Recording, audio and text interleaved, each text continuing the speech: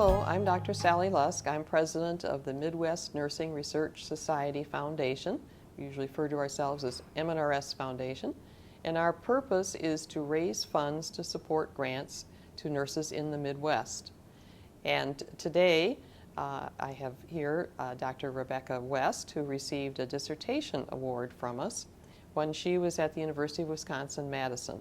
She's now a faculty member at the University of Illinois, Chicago, where she's continuing her work following her dissertation. Becky, we want to hear more about what you studied and what you found.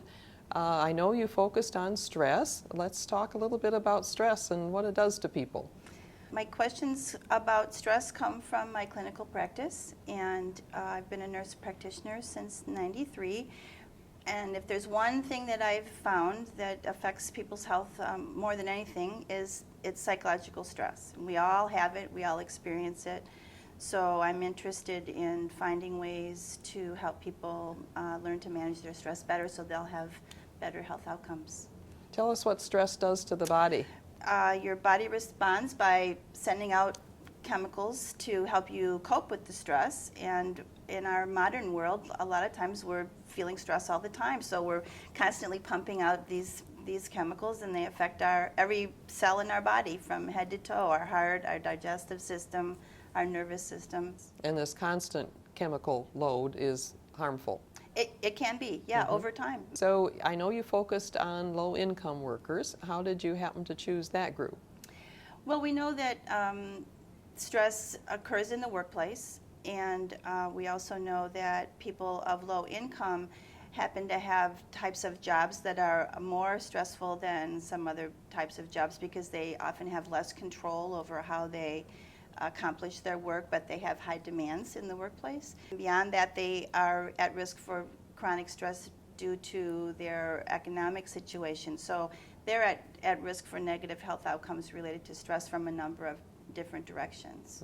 And so what did you try to do about that? Well, I'm interested in mindfulness. That's been shown, mindfulness practices, which mindfulness is a type of attention, paying attention on purpose in the present moment and being non-judgmental. And that practice has been shown to be related to positive health outcomes, including decreasing stress. So I wanted to create a brief mindfulness-based program that would help people learn to manage their stress. And how did you do that? We delivered the intervention on iPods primarily so people could travel and it would be convenient and flexible for them to use the recorded sessions on the iPod. We recruited our participants from a clinic that serves underserved patients in a rural area. People might wonder about how they would have access to iPods if they were low income. Yeah, well, and that was a concern. But what I found out was almost everybody had a cell phone, and some of the people that signed up for the study already had an iPod. That was an interesting part of the study, was just to find out how comfortable they were with the technology and how familiar they were with it. And an advantage, it was very portable.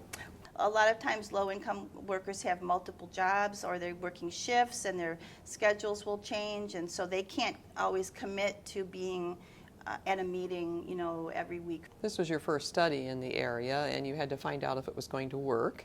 Correct. And you did find out it was accepted by the workers and that it did work. And so what do you expect to do next? When you do a feasibility study, which was the study that I received the grant money for, you're trying to do your study on a small scale before you go on and propose a larger study, longer study, more people. So that'll be my next step.